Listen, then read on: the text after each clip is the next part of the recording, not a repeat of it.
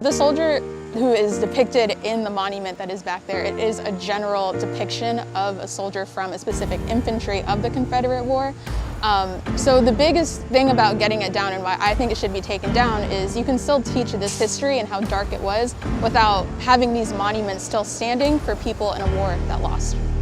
But in the greater scope, it's a lot bigger than this statue. What we're also coming here to do is to honor the Black lives that we have lost to police brutality and racism across the nation, and to put it in perspective to people that it's not just Louisville, it's not just Georgia, it's also right here in Virginia, right here in Newport News. So this is a symbol, but you can't move forward when you just got all this stuff that you acting like is okay, even though people are hurting about it.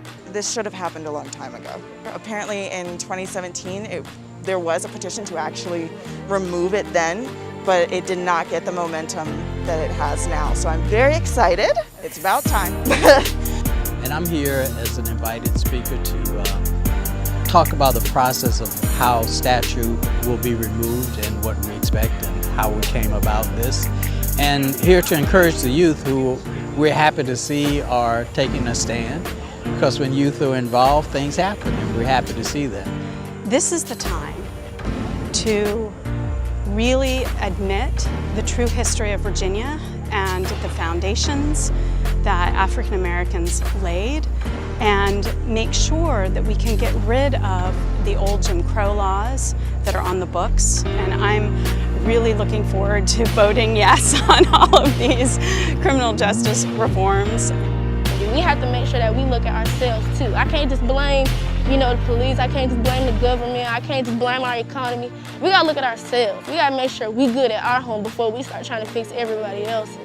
So we gotta make sure we come together as Black people. We gotta make sure that we're doing what we gotta do. We gotta make sure we stop killing each other. We gotta make sure we start taking care of each other. Stop downing each other for things that are natural, like mental health. We're gonna try a different approach to homelessness, drug addiction, individuals who are concerned and worry about suicide, mental illness, and autism. We're all going through this together. Newport News is our home, and if we can all make it the best place to live and play, raise a family, and realize that we're all the same, right?